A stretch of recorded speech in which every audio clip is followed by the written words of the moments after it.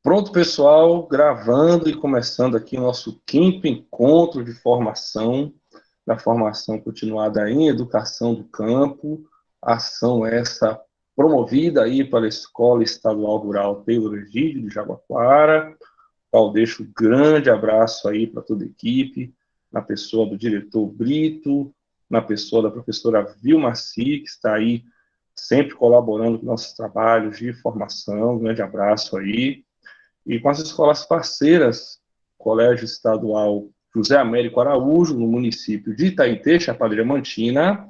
Temos aqui nossos amigos professores e professoras, escola que eu estou lotado, inclusive, como coordenador pedagógico, com muito orgulho. E o Colégio Virgílio Pereira de Almeida, em Jaguapara também.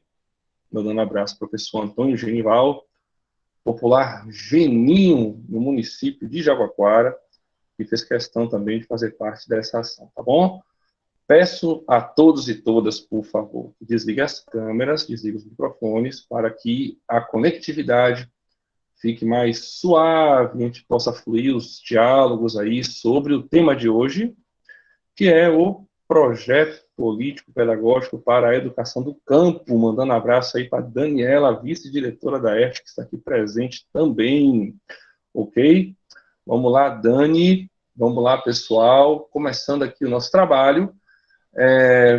Estão visualizando aí o slide, é só clicar no ícone aí gerado pela grande professora Jaqueline Reis de Andrade, que está aqui também sempre auxiliando os trabalhos, já que hoje está mais caladinha, está tomando um antialérgico, falou, Marcos, eu não quero falar hoje, mas vai que Jaque, né, Jaque, dá a sua fala final, que é sempre muito esperada por todos nós, aí na questão das perguntas que ficam depois da formação, tá bom? Pessoal, vou tentar ser mais breve hoje, porque o último encontro de pedagogia histórico-crítica, as contribuições para a educação do campo, rendeu, rendeu quase 2 horas e meia de formação, e hoje vamos tentar ser mais breves aí na nossa argumentação, tá bom? Primeiro slide está na tela, está aí o tema, projeto político-pedagógico para a educação do campo. É o nosso, em tese, último encontro. Por que em tese, pessoal? Porque pensamos uma formação de 5 encontros, né? Tivemos aí uma caminhada que leva até, digamos assim, um projeto final, proposta final, que é um projeto político-pedagógico.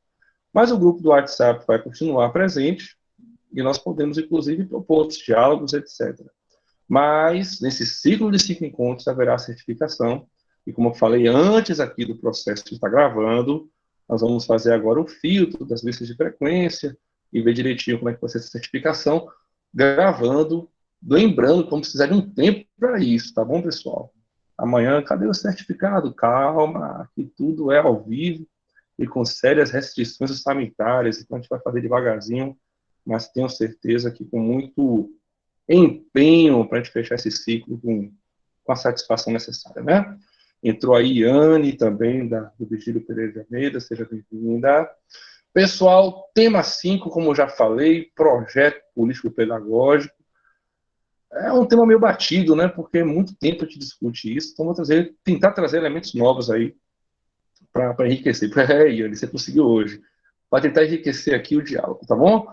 Nobre Jaqueline Reis de Andrade, pode passar para o próximo slide, por favor. Tá bom? Lembrando que aqui hoje está um calor danado, se estiver transpirando, eleve. Tá bom? Tá aí o card, sempre muito bem feito, elaborado aí pela ERT, viu, Marcinho? Um forte abraço. Né? Tem todo o cuidado de fazer um cardzinho aí para ficar bem legal. Temos aí, como já citado, as unidades parceiras, lembrando que são escolas estaduais, colégios estaduais, e com exceção da ERT, as outras duas unidades escolares não necessariamente trabalham com a modalidade de educação do campo, né? Mas atendem a sujeitos do campo. E também partindo de uma perspectiva que o currículo da educação do campo ele está para além dos espaços geográficos, né? Para além dos espaços geográficos, é uma discussão de todos, porque fala sobre emancipação humana, inclusive emancipação das minorias, que muitas delas compõem, né? Tantas unidades escolares Virgílio Pereira de Almeida, José Américo Araújo, e tantas aqui presentes, né? representada pelos colegas aí, como, por exemplo, na pessoa de Núbia de Laje, que está aqui também presente com a gente. Avançando, por favor, nobre companheira Jaqueline. Temos aí o itinerário do encontro, tá certo? Nós temos aí 3 pontos de discussão, depois o slide será enviado ali para os grupos do WhatsApp, fiquem tranquilos, fiquem tranquilas. Trarei 3 pontos de discussão, tentando ser o mais abrangente possível, o mais objetivo possível. Primeiro são os conceitos gerais a respeito do projeto político-pedagógico, perdoem pela abreviação, porque PPP ficou, né, muito comum, apesar de ter outras coisas com o nome PPP, né? Mas a gente vai sempre trazer como projeto político-pedagógico o PPP e a educação do campo e marcos do projeto político-pedagógico, que são 3 pontos aí para os nossos diálogos. Lembrando que projeto político-pedagógico se tornou um tema muito batido, muitos anos se discute isso, mas ainda hoje a gente tem uma dificuldade enorme em compreender a importância desse instrumento, inclusive a execução desse instrumento. Muitas escolas não conseguem elaborar, ou ficam sempre naquele PPP em revisão, né? Aí, como está sempre em revisão, ele nunca está concluído. E aí, entra ano, sai ano, cadê o PPP? Está em revisão. E o PPP está onde? Está em revisão. E vai estar pronto quando? Ninguém sabe. Mas está sempre em revisão. Então, não pode ser assim, né? O projeto tem que estar pronto para ser executado aí por todos os agentes que representam a unidade escolar, seja ela do campo ou não, tá bem? Avança, por favor, professora Jaqueline, para o próximo. Aí, para não fugir da rotina, temos aí a revisão do tema anterior, né? Para ficar com a cabeça bem fresquinha e fazer, inclusive, as interconexões entre o tema de hoje e os temas que foram dialogados aí em outros momentos. O tema anterior foi sobre as contribuições da pedagogia histórico-crítica para a educação do campo, tá certo? E aí nós tivemos aí um pano para manga, que foi uma discussão de quase 2 horas e meia, e deu muito o que falar. Então, quais foram os pontos centrais do tema anterior, né? Primeiro, foram os estudos sobre as tendências pedagógicas existentes no Brasil, seus objetivos voltados à formação humana, que está ali bem frisado, a adaptação social versus emancipação social. Já falei isso várias vezes, mas não me canso de falar. É importante frisar isso. É importante frisar isso. Existem muitas concepções pedagógicas.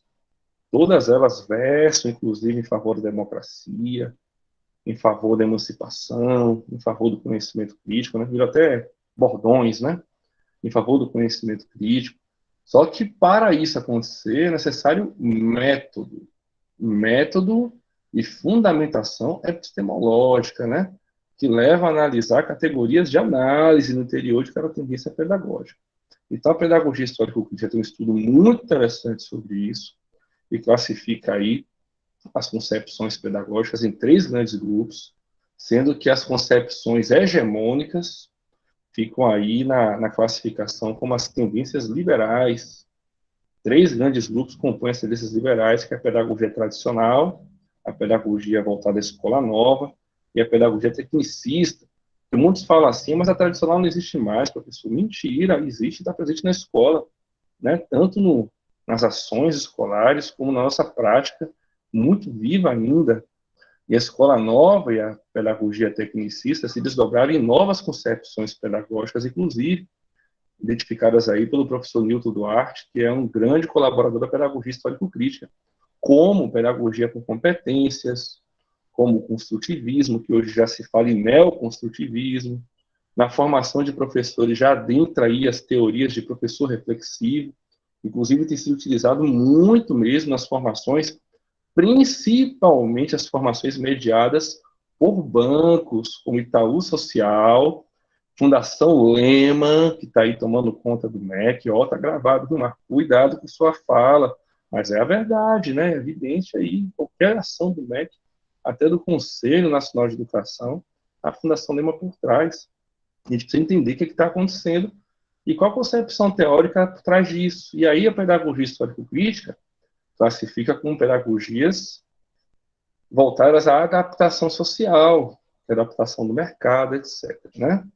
Então, temos as concepções críticas que alicerçam a educação do campo.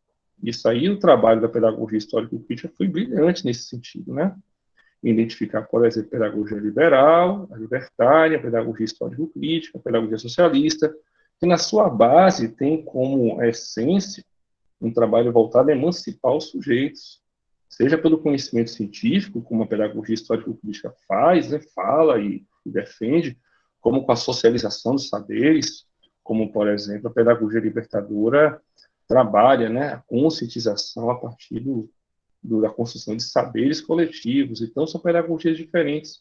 E isso foi colocado aqui no encontro anterior, tá bem? Então, temos aí outro ponto de discussão, a pedagogia histórico-crítica como alternativa à formação humana e emancipação dos sujeitos. Ela se mostra como alternativa, viu, gente? Não é a dona da verdade, é alternativa, tá bom? E como é que ela faz isso? A partir da construção de conhecimentos cientificamente elaborados, em diálogo aí com a prática social dos sujeitos, inclusive já é ponto ali da revisão. Também temos a questão da teoria da curvatura da vara, que está no livro Escola e Democracia, onde Saviani faz um trabalho brilhante sobre as pedagogias da essência, as pedagogias da existência. O que seriam pedagogias da essência? Pedagogias voltadas à construção de conhecimento, voltado à ética, à estética, à ciência, que era inclusive fruto da pedagogia tradicional, que não estamos defendendo esta, mas ela, naquele momento, trabalhava essas concepções, e não era para todos, pessoal, ela excluía do processo. Mas quem estava incluso, mesmo com tantos embates, inclusive da verticalização do conhecimento, aquela coisa terrível, se apropriava desses fundamentos da essência. E aí ele volta a vara, né, na teoria dele da pedagogia da existência, a uma pedagogia da prática, uma pedagogia da prática, né, uma pedagogia voltada a metodologias e a prática, e se perde a essência do processo.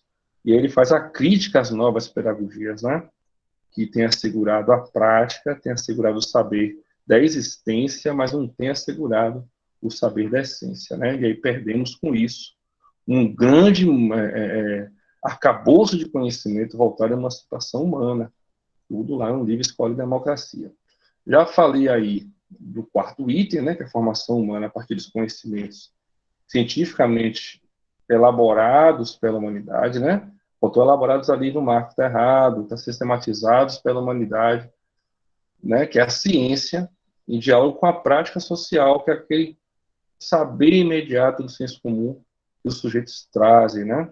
Não é a ciência pela ciência, é a ciência dialogada com a realidade concreta. É assim que se emancipa os sujeitos.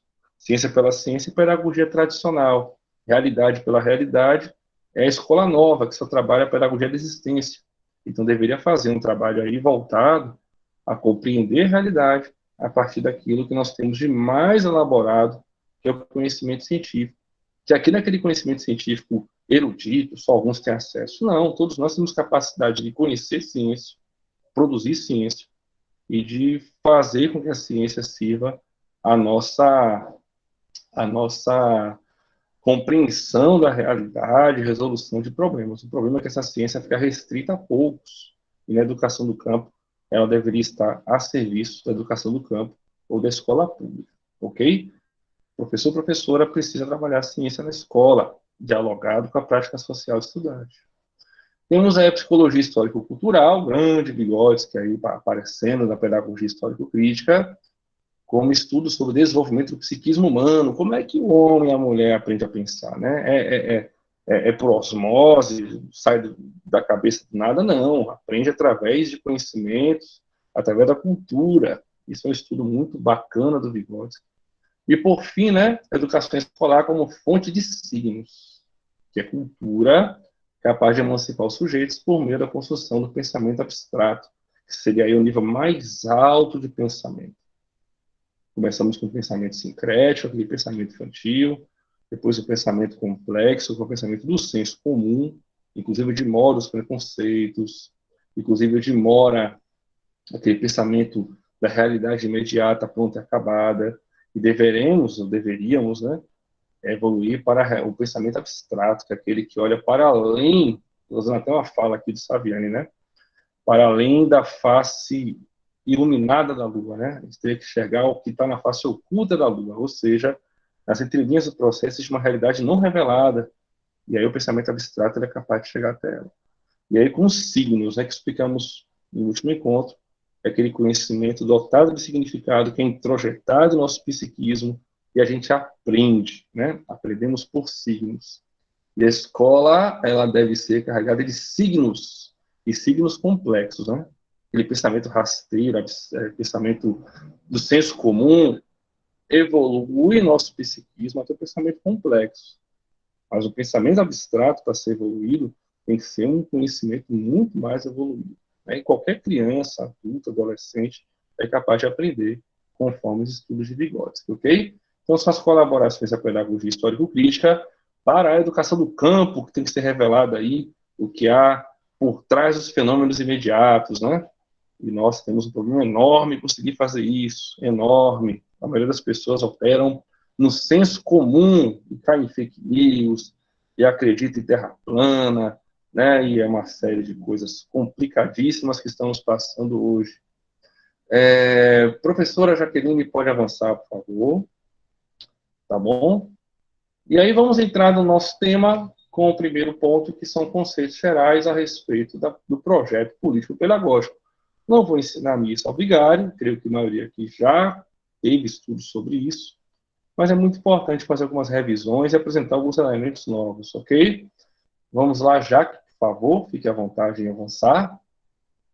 E aqui eu pego o primeiro ponto para fazer uma trajetória rapidinha aqui, histórica, sobre o projeto político-pedagógico, né? A gente fala muito de projeto político-pedagógico, mas às vezes não entende o que há por trás do projeto político-pedagógico, tá bom?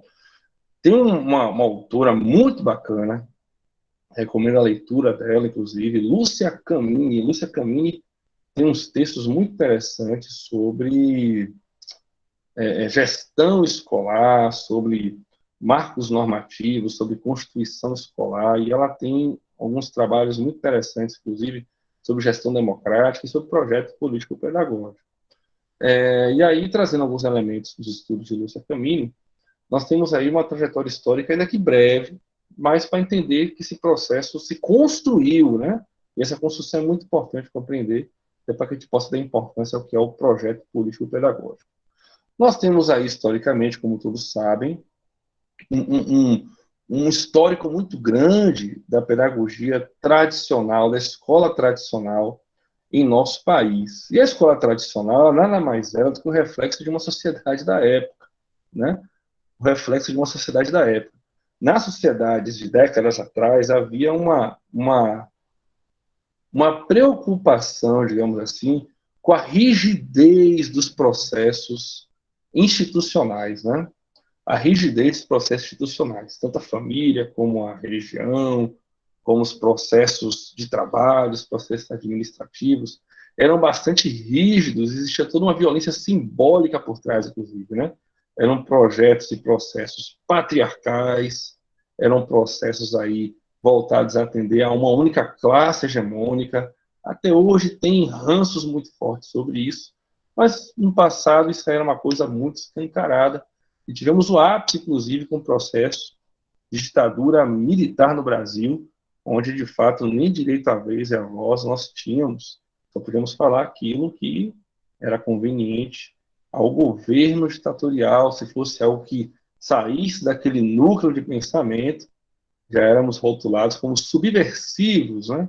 Inclusive, muita gente foi presa, morta, exilada por conta disso. Então, na estrutura escolar, que é um reflexo também da sociedade da época, falo da época, mas ainda é muito recente isso, viu, pessoal?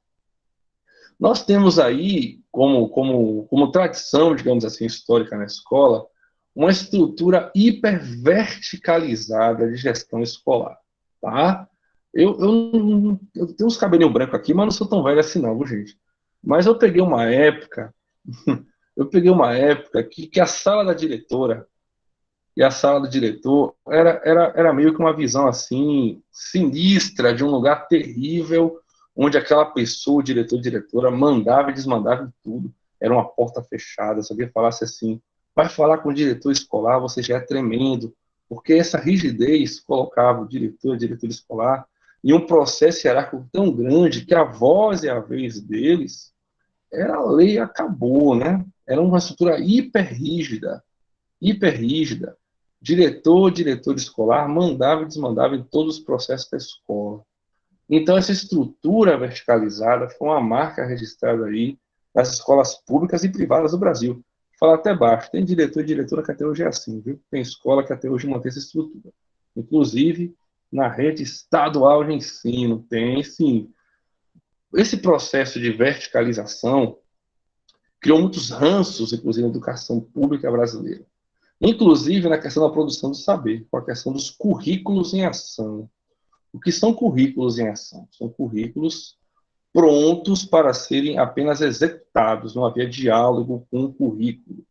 Então, recebemos o currículo pronto, através de documentos oficiais do governo, etc., os livros didáticos pronto, e essa estrutura verticalizada era aquela história que o Freire tanto fala, né, da tábua rasa, né? O processo de instrução escolar vinha repleto aí, inclusive, de questões nas entrelinhas de adaptação, de comando, como é que posso falar, um termo aqui que fugiu, de castrar de fato o pensamento dos outros, né? Então, tudo que era feito ali era só através da vontade da concepção tradicional do diretor escolar, do inspetor de ensino, dos professores, de um currículo em ação. Isso foi aí um ranço muito grande, inclusive, que foi trazido aí da ditadura militar, e até em períodos antes, né, com estrutura muito rígida, e foi caminhando pela educação pública brasileira.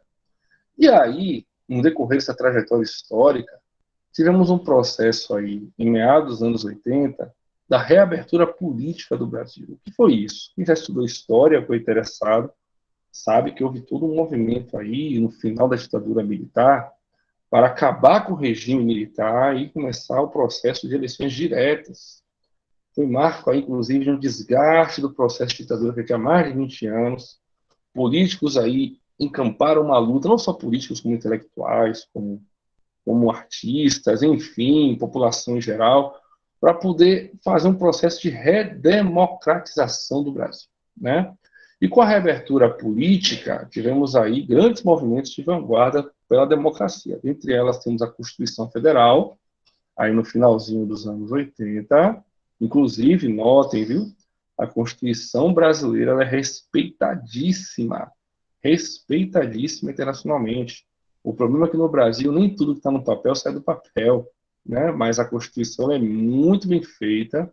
E depois, nos anos 90, temos a LDB, que é a Lei de Diretrizes e Bases, também conhecida como Lei Darcy Ribeiro, que vai trazendo aí a questão da gestão democrática na escola. Quando a gente fala hoje de gestão democrática na escola, parece uma coisa muito comum. Mas isso nos anos 80 e 90 era uma coisa completamente inovadora. Não existia essa estrutura no cenário nacional, né? A coisa era muito rígida, como já falei.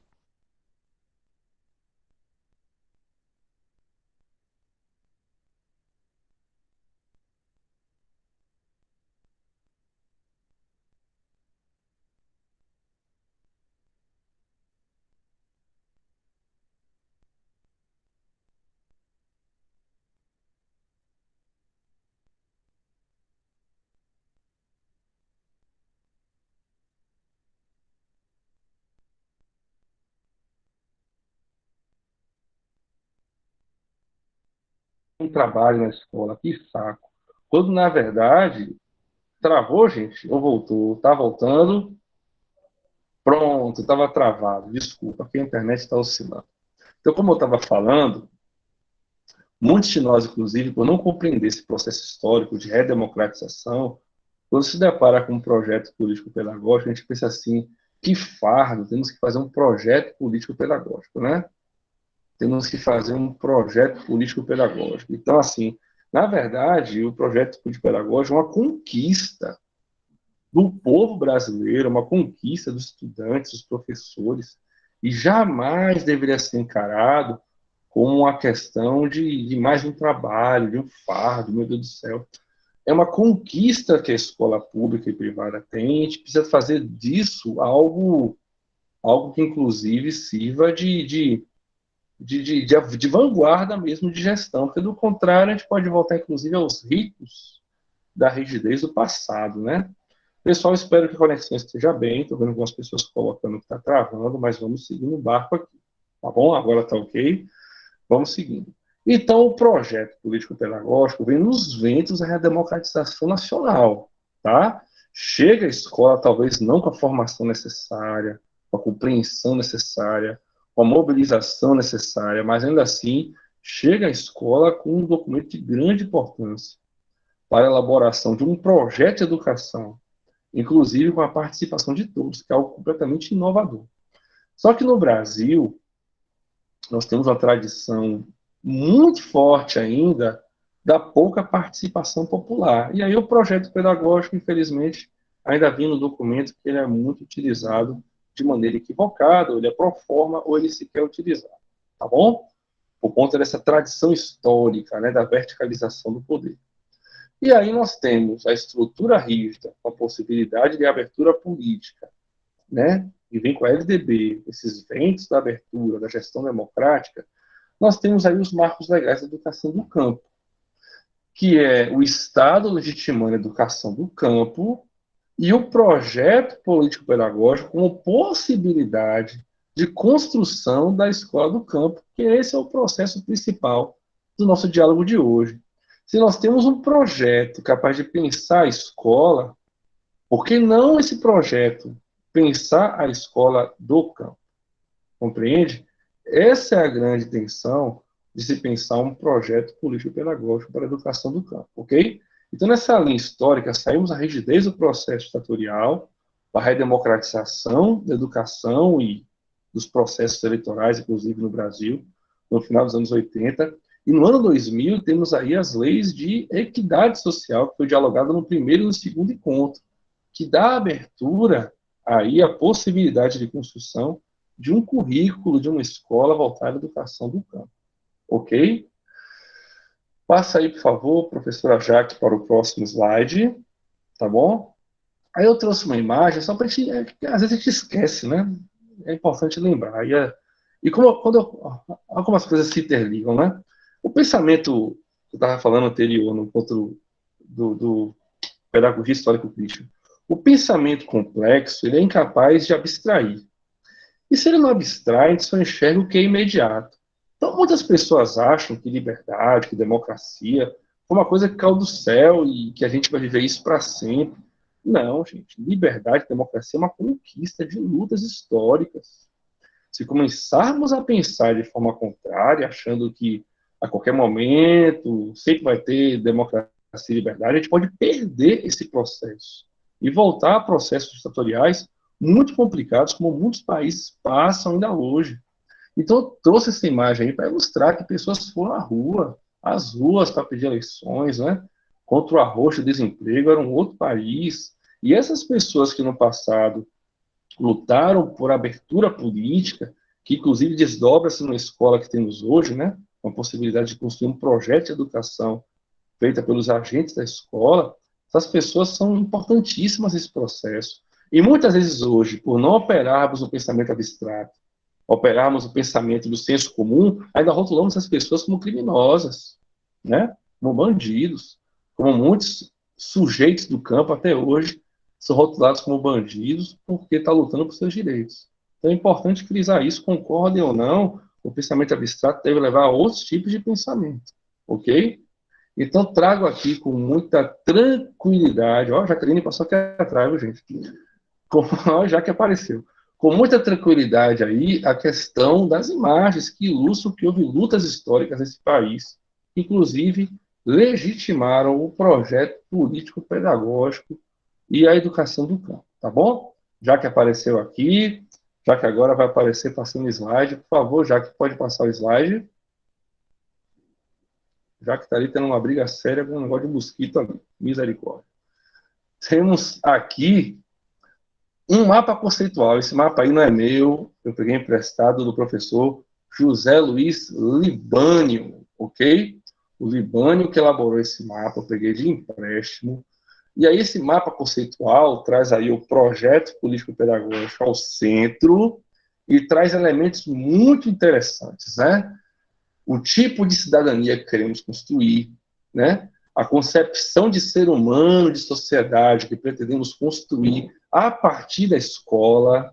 Mas, Marcos, a escola é incapaz de fazer isso. Note, formação humana passa pela escola. Formação de signos passa pela escola. Quais signos queremos construir? Esses signos podem levar, sim, a um novo ser humano e a uma nova concepção de sociedade, mais justa, igualitária, uma sociedade, inclusive, que preze por processos éticos, não pela competitividade, não para quem tira a maior nota e outras coisas que a escola de hoje, muitas vezes, esquece da formação ética e estética e vai muito nessa formação mais voltada para o mercado, que também é importante, mas não é tudo, né, gente? Né, temos aqui o modelo de educação, né, o objetivo da educação, o projeto político-pedagógico, ele é processo, ou seja, ele não é algo estanque, ele é algo que vai sendo executado, por isso tem que ser revisado, mas a revisão tem que ser um momento estanque do processo, né? Ele é elaborado, é executado, é revisado. Se fica só no elaborado e revisado sem ser executado, ele não é projeto. Então, ele tem movimento, ele trabalha com princípios e valores, inclusive, né? Valores. Ele tem que prezar, ou precisaria prezar, né? Pela diversidade cultural, linguística, racial, inclusive diversidade de gênero, diversidade de sujeitos. Note como a escola, muitas vezes, não se preocupa com isso. Traz isso, às vezes, num discurso, mas na sua prática ainda privilegia aqueles currículos ocultos, né? Que já falamos sobre isso em um outro momento, né? Ele é uma desconstrução do poder, note, ele vai contrário ao movimento da pedagogia tradicional, que dialogamos aí no processo anterior da trajetória histórica, e vai rumo a uma autonomia. Mas que autonomia é essa? Autonomia dos sujeitos que pensam esse projeto, notoriamente sujeitos que participam, mas é claro que existe uma hierarquia onde o gestor e a gestora escolar tem aí o poder de mobilização, de última palavra, muitas vezes, mas sempre uma palavra que parte de acordos, não a palavra que parte do seu bel prazer, ok? O projeto político-pedagógico tem que pensar uma prática pedagógica, pensa na ciência que é aplicada, né? Ela precisa pensar nos conflitos que há na escola, em busca de consenso, porque as pessoas têm diferentes opiniões, e isso precisa ser respeitado e muito, mas as mesmas pessoas também têm que entender que as diferentes opiniões precisam levar a consenso, tá? E temos aí a questão da construção de uma escola democrática a partir disso.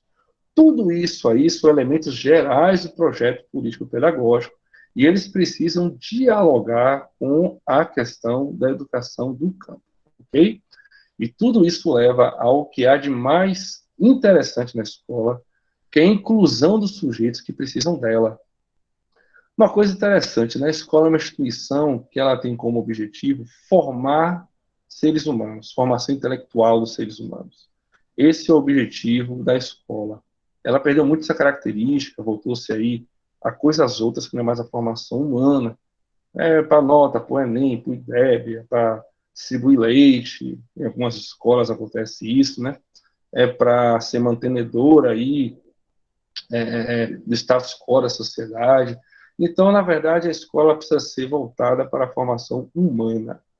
Se ela é voltada à formação humana, então não faz sentido excluir sujeitos do processo, né? Quando a gente exclui o sujeito do processo, estamos atendendo aos interesses de algumas classes que não querem que a educação chegue a todos. E se for no campo, então, temos que ter maior cuidado, que a educação do campo ela já tem um gargalo histórico, né? Para cada 6 estudantes que iniciam o fundamental, apenas um vai para o ensino médio. Isso é dado estatístico. Então, é muito complicado esse processo de exclusão dos sujeitos do campo no interior da escola. Então, o projeto político-pedagógico tem que pensar nos processos de inclusão do saber, dos sujeitos, envolve administração, para a questão do transporte, merenda.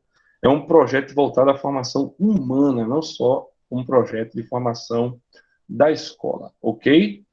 Então, temos aí esse mapa conceitual do José Luiz Libânio para colaborar com a nossa formação de hoje. Lembrando aí que a concepção de ser humano, de sociedade, é uma concepção voltada aí à formação da emancipação humana, onde muitas vezes a escola volta a ser a adaptação ao status quo de algumas classes sociais, né? E que sociedade é essa que nós queremos? Penso que num consenso aqui rápido, todos nós queremos uma sociedade igualitária, justa. Mas será que a escola de hoje tem feito isso? Fica a reflexão para todos aí e todas, ok? Quando a gente fala de valores, idem, porque excluir os sujeitos do campo ou os sujeitos da periferia, como é o caso aí da escola José Américo Araújo, ou do Virgílio Pereira de Almeida, né? E tantas escolas que estão aqui dialogando conosco. Então é importante demais pensar nesse processo. Se a escola for de classe multisseriada, o projeto tem que atender a essa especificidade. Ok? Pode avançar, por favor, Jaqueline, para o próximo slide. Tá bom? Avançando, temos aí a finalidade do projeto político-pedagógico. Por finalidade, penso que todos aí já tenham dialogado sobre isso um pouco, ele tem um aspecto político, um aspecto pedagógico, e aí já tomou logo uma tapa na cara do professor Moacir Gadotti, que ele fala assim, o projeto político-pedagógico, ele é um projeto pedagógico, porque por ser pedagógico, ele já é político. Então, o Gadotti defende uma tese que é um projeto pedagógico, não um projeto político-pedagógico, né? Porque se ele é pedagógico, ele por si só já tem já está carregado de tensões políticas. Mas ainda assim, correndo o risco de apanhar, eu coloquei aqui duas colunas. Uma do aspecto político, uma do aspecto pedagógico, vou explicar por quê. Nas finalidades do projeto político-pedagógico, na sua elaboração, revisão, é importante demais que alguns ritos sejam respeitados, né? Existem alguns ritos que são mais do viés político e alguns ritos mais do viés pedagógico, né? Por exemplo, o rito de estabelecer diretrizes. Uma escola, apesar de algumas correntes pedagógicas não defender isso, ela é essencialmente, Marco, vou apanhar agora uma empresa. Uma empresa, ela tem CNPJ, tem funcionamento, etc. Mas aí qual o lucro dessa empresa que é a escola? A produção do conhecimento. Se a escola está produzindo conhecimento, tem bons resultados, a empresa está ok. Se a escola não está conseguindo produzir conhecimento, a empresa está falindo. E muitas vezes a escola não entende isso. Então não produz conhecimento, alunos reprovados, e aí nunca a culpa é da escola, né? Sempre a culpa é do estudante, da família, e por aí vai. Então tem que estar atento a esse movimento, que a escola precisa estabelecer diretrizes. E diretrizes também é resultado escolar, né? Se o áudio está baixo, pode ser o seu celular, ok? Pode ser a sua internet. É importante sair, voltar. Às vezes, quando o telefone toca, você atende, o áudio fica muito baixo. Então, às vezes, pode ser não a minha conexão, ou pode ser a conexão de vocês, ok? Só um parênteses aqui nesse processo. Então, estabelecer diretrizes é algo que é fundamental a um projeto político-pedagógico. A escola tem que ter uma rotina, a escola tem que ter uma vida, a escola tem que ter um fluxo de trabalho, a escola não pode ser abrir o portão, entrou, acabou a aula, fecha o portão um dia após o outro. A escola tem que ter aí diretrizes claras, inclusive algumas dessas diretrizes são diretrizes já estabelecidas nacionalmente ou municipal, e tem as diretrizes da própria escola, tá bom? E elas devem atender a um projeto de educação do campo, no nosso caso específico. Ainda no aspecto político, ela precisa expressar a identidade da escola. Eu acho isso uma coisa muito bacana. A escola tem que ter identidade. O que é a identidade da escola? É o que faz a escola ser autêntica. Escolas tem aos montes por aí, né? Mas escola com identidade são poucas. Um exemplo aqui de escola com identidade é a própria ERT que estamos citando. A ERT é uma escola única. Não estou dizendo que ela é melhor ou é pior. Ela é uma escola única. Ela tem identidade, ela tem fluxo. Outro exemplo, pegando a cidade vizinha aqui, o Colégio ACM de Santo Inês tem identidade. O Virgílio Pereira de Almeida tem identidade. Se uma escola não tem identidade, ela fragiliza o seu próprio processo de trabalho. E se é uma escola do campo, ela precisa expressar essa identidade, né? E não falo só de pintar um girassol ou colocar uma horta do lado, não. Eu falo dos processos de trabalho que acontecem na escola serem processos inclusos em valores epistemológicos. Se a escola é freiriana, ela precisa fazer jus a isso.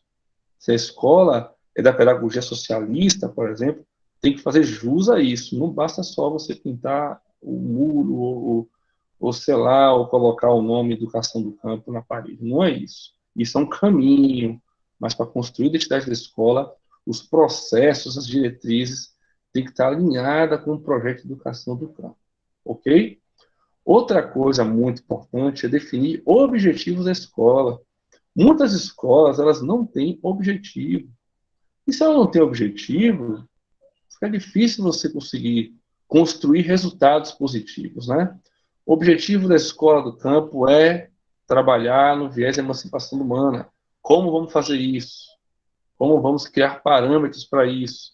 Esses são processos que têm que ser levados em consideração no momento de pensar um projeto político-pedagógico, que é um projeto, o nome projeto, né? Ele projeta uma ideia que tem que ser executada, ok? Então, se ele tem um viés político, ele também tem um viés pedagógico, e aí volta a falar que para o Gadotti isso é indissociável. Então, no aspecto pedagógico, o projeto político precisa definir o conteúdo de trabalho pedagógico, né? Com qual produção de conhecimento iremos trabalhar, né? Se precisamos formar sujeitos que compreendam a realidade concreta, não é qualquer concepção pedagógica que faz isso. Então, precisa aí construir um fluxo de trabalho que leve a definir conteúdos pedagógicos que trabalhem tal formação, né? E aí, se a gente não tem a clareza desse processo, a gente acaba dizendo uma coisa e praticando outra. Isso é muito comum. Inclusive, falar até baixo, em muitos programas que recebemos aí, tanto do MEC como de livro didático, que aparecem lá como Educação do Campo, e está trabalhando concepções do agronegócio, inclusive, no interior da escola do campo, que já é um outro viés de pensamento. Então, definir conteúdo pedagógico tem a ver com a organização do trabalho pedagógico, o currículo escolar, aquilo que falamos no último encontro sobre pedagogia histórico-crítica, que é quais são os conhecimentos clássicos que não podem ser deixados de trabalhar na escola.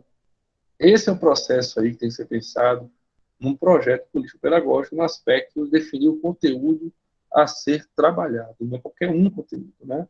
Tem que ser conteúdos que tenham valor para tal. Temos aí uma questão hiper importante. Isso aí, para mim, de todas as áreas do conhecimento que compõem a ciência pedagógica, a avaliação é uma que me fascina. Me fascina. Criar parâmetros de avaliação. Né? Para que avaliar? É para excluir sujeitos do processo ou para incluir sujeitos do processo, né? E essa avaliação deve levar aqui a compreender qual realidade, quais são os instrumentos que serão trabalhados. Será os exames? Será através de trabalhos em grupos? Será através de debates? Você criar parâmetros de avaliação que envolve conteúdo trabalhado, instrumento a ser trabalhado e parâmetro de qualidade é muito importante para construir um projeto político-pedagógico. Não dá para cair só naquela retórica do a avaliação tem que ser formativa, somativa, participativa, não.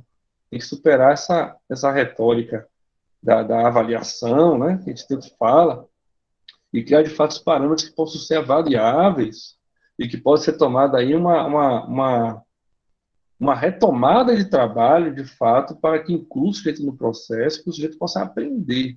E aí convido todos e todas a compreender um pouco melhor isso, para quem não conhece, através dos estudos do Cipriano Carlos Lucchesi, que é talvez o maior que discute, dialoga a avaliação para a aprendizagem escolar. Tá bom? E aí também o projeto pedagógico precisa, claro, né, identificar recursos à execução do PPP. Quais recursos eu disponho, né? Tanto recursos materiais, como recursos financeiros, como recursos de capital humano, né? Quais são as formações que nós temos na escola, porque para trabalhar com conteúdo científico, trabalhar com a questão da produção do conhecimento, precisamos de uma logística mínima para isso, né? inteira, sala de aula, livro didático, material didático, computador, se for o caso, livro. Falando de escola do campo, que não tem nem energia elétrica, muitas delas, né? No Brasil, inclusive, boa parte delas avançou nesse sentido, mas tem escolas que sequer têm energia elétrica. Já trabalhei mesmo em municípios que há 10, 15 anos atrás, a estrutura das escolas eram completamente deficitárias ao trabalho pedagógico, onde muitas vezes não tinha nenhum banheiro e malmente um telhado para o estudante ficar debaixo.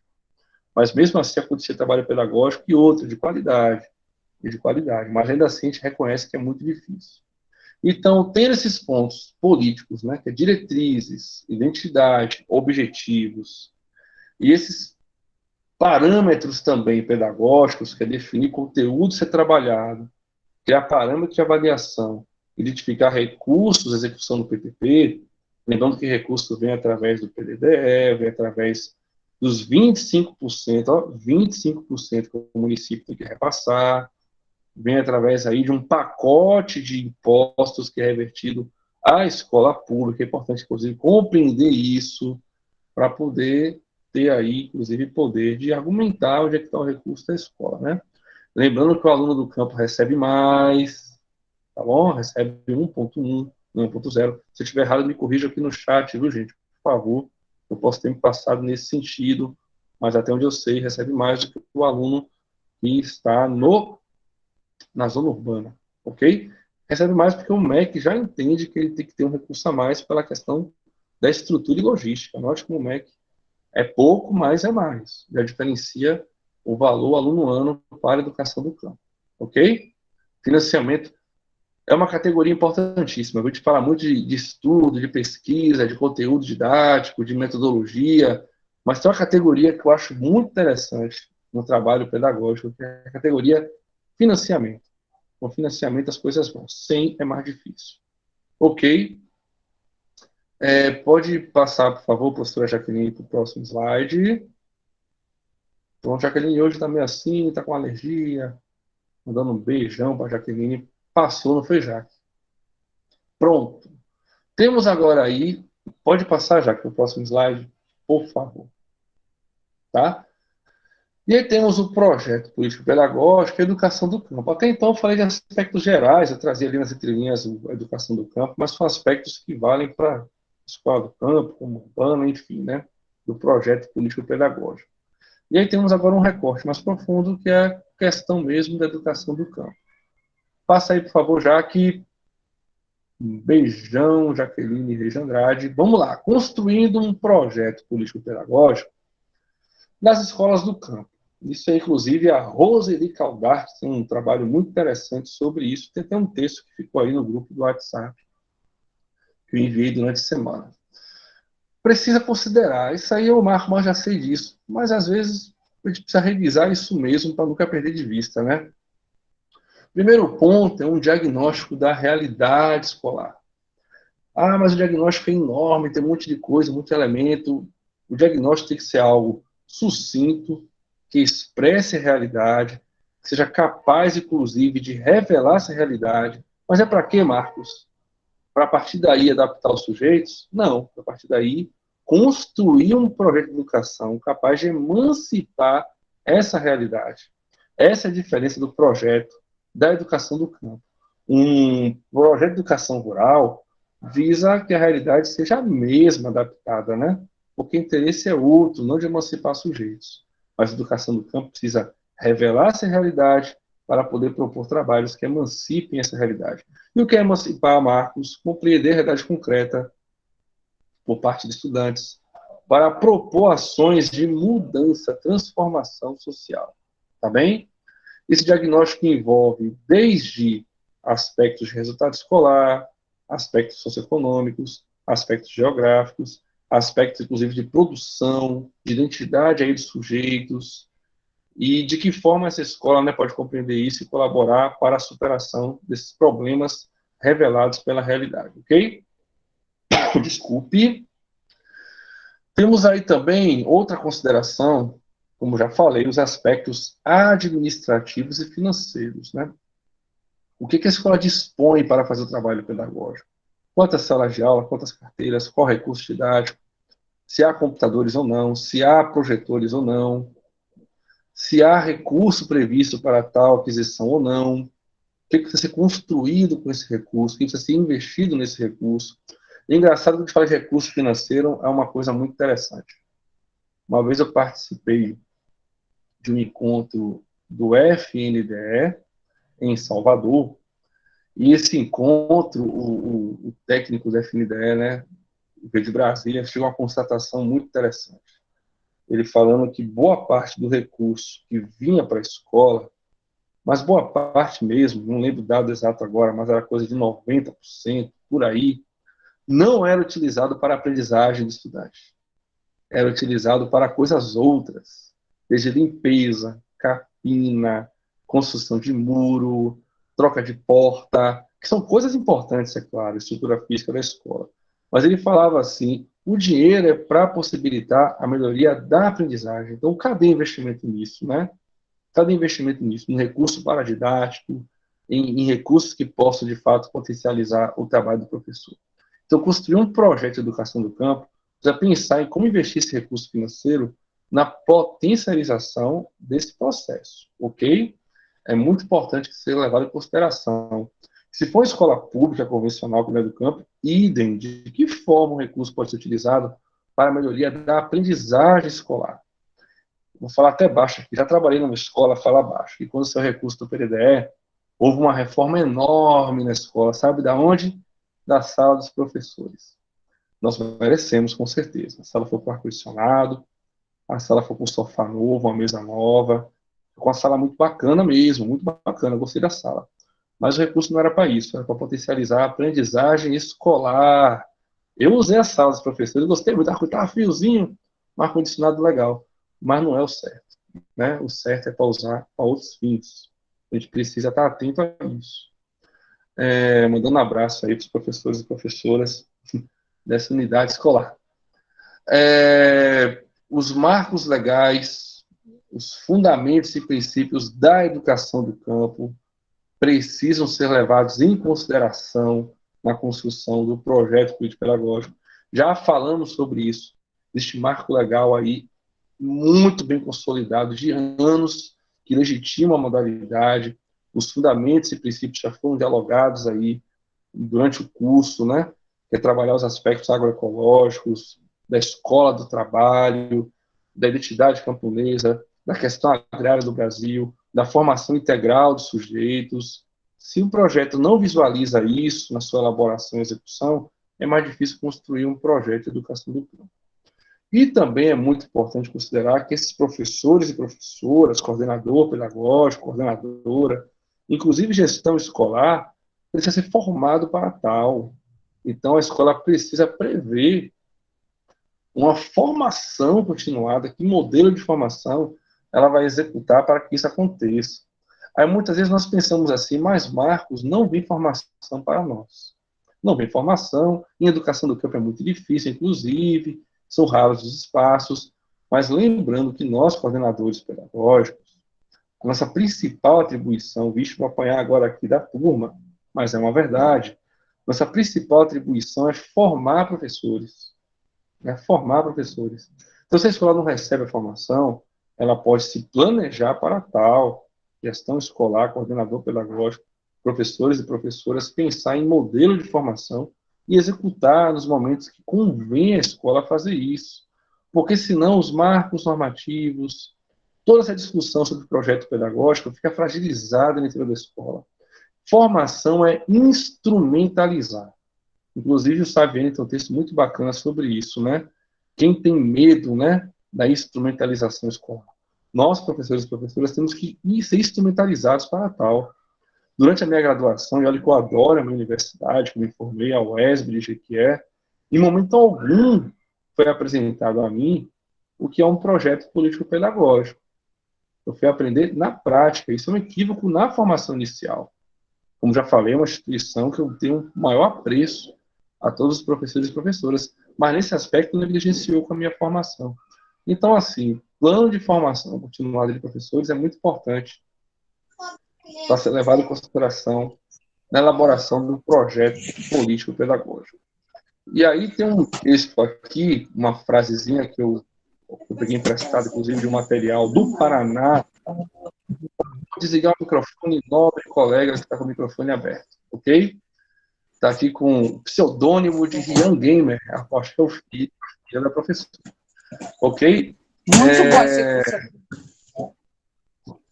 Então, a escola pública do campo, ela precisa romper com a educação rural, construindo uma educação do campo.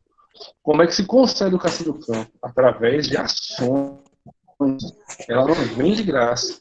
E essas ações, boa parte dela, vem no projeto político-pedagógico. E no projeto político-pedagógico. Compreendido aí a questão do que tem que ser levado em consideração no projeto político-pedagógico, avançaremos para o próximo slide, ok? Por favor, já que pode avançar.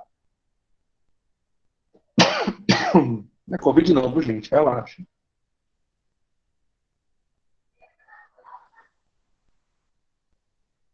Avançando para o próximo slide, temos aí no processo de construção do projeto político-pedagógico. E aí é meio que como é que fala, um sumário dos elementos que precisam estar constando aí num projeto político-pedagógico. Primeiro ponto, os objetivos do projeto, tá bom? Quem não está vendo slide, clica ali no ícone de Jaqueline Reis de Andrade que ele aparece, tá bem? Jaqueline Reis de Andrade que ele aparece. Os objetivos da escola, como já falei antes, precisam ser marcados aí no projeto político-pedagógico da unidade escolar. Lembrando que, no caso da educação do campo, esses objetivos precisam caminhar para a construção desse projeto de educação do campo. Tá ok? Caminhar para o projeto de educação do campo. Temos aí um diagnóstico dos sujeitos que estão na escola. Lembrando que a educação do campo ela é incrivelmente ampla. Se considerarmos aqui o Vale de Quiriçá, onde estou agora falando, em Cravolândia, tem uma característica de campo bem diferente se considerarmos, por exemplo, a realidade de Andaraí, ou de Ceabra, ou de Ilhéus, porque ali as populações já são envoltas a outras culturas, a outro modo de produção, a outra estrutura agrária, inclusive as cidades de diferentes dimensões e tamanhos.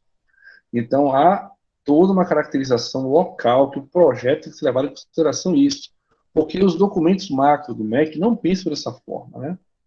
Por exemplo, um currículo com a BNCC, ela não pensa a escola em específico. O que pensa a escola em específico é o projeto político-pedagógico, ok? Como é estabelecida a relação com as famílias e comunidade escolar, lembrando que esse é um princípio fundamental na educação do campo, que é a questão da gestão democrática, principalmente em escolas com organização de classes multisseriadas, onde, às vezes, ou a grande maioria das vezes, o diretor, a diretora não está presente o tempo inteiro, né? Não está presente o tempo inteiro. Às vezes está presente de caju em caju, aparece lá de vez em quando, outros, inclusive, já conseguem ficar mais tempo na escola, mas ainda assim é uma dificuldade geográfica. Tem cidades aí que tem mais de 60 escolas do campo, como é o caso, por exemplo, do município de Ipirá. Já outras cidades têm menos escola, como o caso de Santo Inês, que são poucas porque a região rural é muito pequena. Então, Valdivan, por exemplo, que está aí presente, consegue ficar mais tempo nas escolas do campo. Já outras cidades, não. Então, a gestão democrática ela é muito importante. E isso se estabelece, inclusive, com a relação escola-comunidade, escola e família. De que forma vamos estabelecer essa relação? Aí nota que tem uma coisa interessante, né?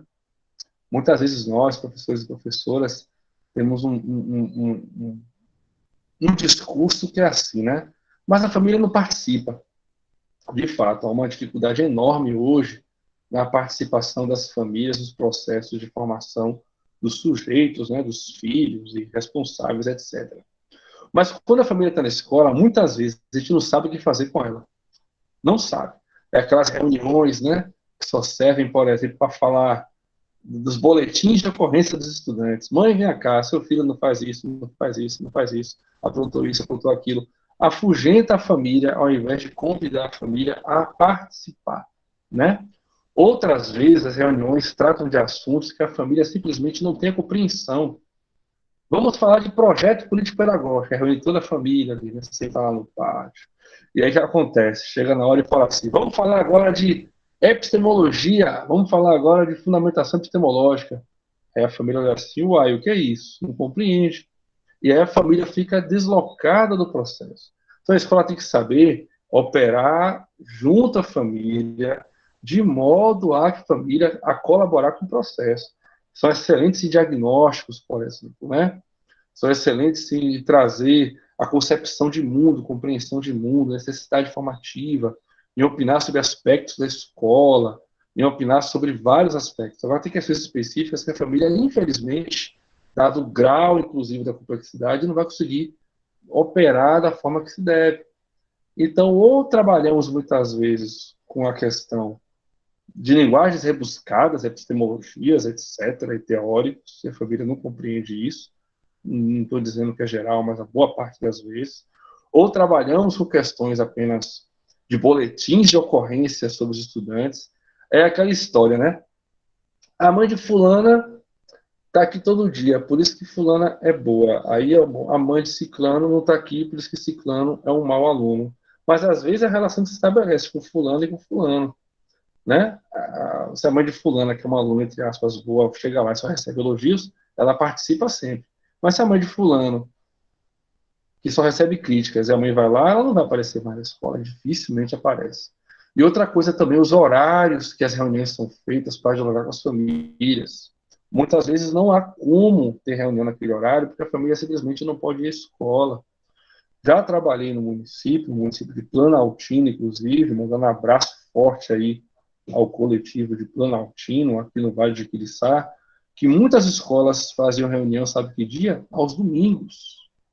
Aos domingos, fazer a reunião com as famílias. Ah, mas domingo é folga, ah, mas domingo não tem como trabalhar. Eu sei disso, pessoal. Eu sei disso, ninguém está dizendo aqui que temos que trabalhar de domingo a domingo. Mas ainda assim foi uma alternativa encontrada pela escola, que buscou também alternativas em depois compensar esse dia, mas ainda assim conseguiu chegar à família para poder estabelecer a relação escola-comunidade. Então a gente às vezes pensa que a escola não participa, ou melhor, que a família não participa do processo, mas boa parte das vezes temos que reconhecer que nós não compreendemos como isso acontece e não sabemos o que fazer com a família na escola, né? Ave Maria, chegou a mãe, e agora fazer o que com essa mãe? E seu filho está assim assado, a gente tem que aprender a fazer aí fluxos de trabalho que atendam as famílias, ok? Outra questão aqui são dados sobre a aprendizagem. Gente, dados sobre aprendizagem não é aquela coisa, passou, perdeu, não. Fazer gráficos, analisar os dados, tentar entender por que o estudante ou a turma não foi bem, ou por que foi bem, estabelecer metas, parâmetros, estabelecer aí processos que possam emancipar os sujeitos. Os dados de aprendizagem não é só nota, é saber quem foi à frente, quem não foi à frente, com vários aspectos, né? Desde diálogos, desde posturas, atitudes. A nota é aquela coisa mais fácil porque é ilustrativa, mas não é só a nota nesse processo, né? Não é só a nota nesse processo.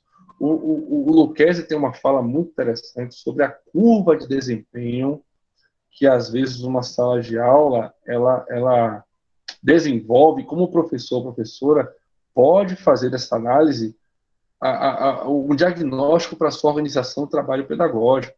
Se temos uma turma de 20 alunos, por exemplo, 20 estudantes, por exemplo, e, sei lá, 5 tirou uma média alta, 5 ficou na média e 10 ficou numa média abaixo, às vezes a própria estrutura de organização da sala de aula possibilitou que uns aprendessem e outros não. Então, às vezes, pegar o estudante, é uma coisa simples, parece bobagem, mas mesmo assim é importante ilustrar. Pegar o estudante que está no fundo e colocar na frente, e da frente colocar no fundo, já muda uma rotina da escola, já pode possibilitar que aqueles que estão mais excluídos do processo participem do processo de aprendizagem. Então, analisar os dados da aprendizagem é importante para apontar caminhos de planejamento, né? Caminhos de planejamento. Os recursos eu já falei, né, que é importante, fundamental, saber as fontes e como aplicar essas fontes, lembrando que alguns recursos vão direto para a escola, outros não. As diretrizes pedagógicas, como já falei, muitas delas estão em diálogo com diretrizes nacionais, com marcos normativos de educação do campo, mas tem diretrizes específicas também da escola e do município. Tem que ser levado em consideração. E, por fim, a elaboração de um plano de ação para que o diagnóstico feito seja ponto de partida que leve a um ponto de chegada, que é a melhoria da aprendizagem, a melhoria da qualidade escolar, ok? O plano de ação tem que ser claro, tem que estabelecer sujeitos, aí tem muito plano que é assim, né? Esconde o sujeito. Aí bota assim, ação, melhorar aí o índice de frequência dos estudantes, porque estão muito faltosos. Exemplo, viu, gente? Quando? Aí bota assim, do começo ao final do ano, já perdeu a ação, né? Tem que ter um plano execuível. 2 semanas, uma semana, né, para fazer isso. Exemplo, viu, gente? Uma unidade. Do começo ao final do ano, fragmenta tanto esse processo que malmente vamos conseguir fazê-lo. Com quem? Ó, o erro. Professores. Não, não é assim não, gente. A, B e C vão fazer isso.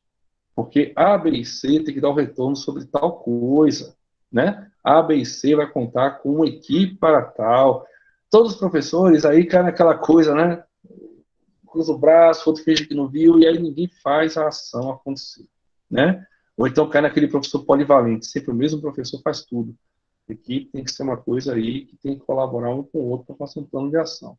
Então, tendo aí essa construção do projeto político-pedagógico, lembrando que estamos falando de educação do campo, é um caminho para executar um projeto que seja capaz de fato, aprender a vivenciar o que é educação do campo, ok? Pode avançar, por favor, Jaqueline, por favor. E aí temos aí, caminhando para o final, como eu falei, a formação seria um pouco mais sucinta, porque a última foi 2 horas e meia de diálogo. Temos aí os marcos situacionais do projeto político-pedagógico. Por favor, Jaque. Os marcos situacionais, pode avançar, por favor, para o próximo slide, do projeto político-pedagógico, né?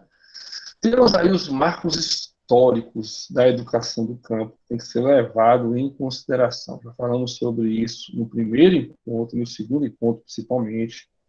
A educação do campo, ela nasce fruto de uma trajetória histórica dos movimentos sociais, de sindicatos, de professores, tanto na questão histórica local como histórica geral. Isso tem que ser levado em consideração, essa formação histórica do movimento por uma educação do campo, né? Inclusive, outro aspecto da formação histórica é que nós, seres humanos, como sujeitos históricos desse processo, né? Então, esses marcos históricos precisam ser levados em consideração como um marco situacional para a elaboração de um projeto político-pedagógico. A frequência já está no chat, viu, gente? Dá uma olhadinha lá, resgata no chat. Vocês podem preencher a frequência, ok? Outro marco situacional é a questão dos marcos legais. Compreender a lei, compreender a lei, compreender a lei sobre a educação do campo. Onde é que eu posso chegar, onde é que eu não posso chegar. Tem aí as diretrizes operacionais para a educação básica nas escolas do campo de 2002. Temos aí a lei do PRONERA, Programa Nacional de Educação na Reforma Agrária, que versa sobre a educação do campo. Temos aí os princípios da educação do campo, que estão nesses marcos legais, né, que precisam ser levados em consideração no trabalho pedagógico. Do contrário, a gente leva a educação do campo como se fosse um currículo urbano, e não pode ser dessa forma que nós trabalhamos, tá? Temos os marcos epistemológicos, aqui, quando a gente fala de epistemologia, estamos falando de fundamentação teórica, e já colocamos aí, mais de uma vez, quais são as pedagogias que dialogam com a educação do campo, tá certo, gente? Eu sei que, às vezes, a nossa formação, eu sei que, às vezes, o nosso material didático que é disponibilizado às escolas levam para a contramão desse processo, né? Ah, Marco, mas aí o que está em voga hoje, aí, sendo dialogado, é a questão do ensino híbrido, da metodologia ativa, é a questão aí que dialoga sobre competências, competência disso, competência daquilo. Importante saber tudo isso. Ninguém está dizendo que isso não é importante. Mas a educação do campo dialoga numa outra perspectiva, né?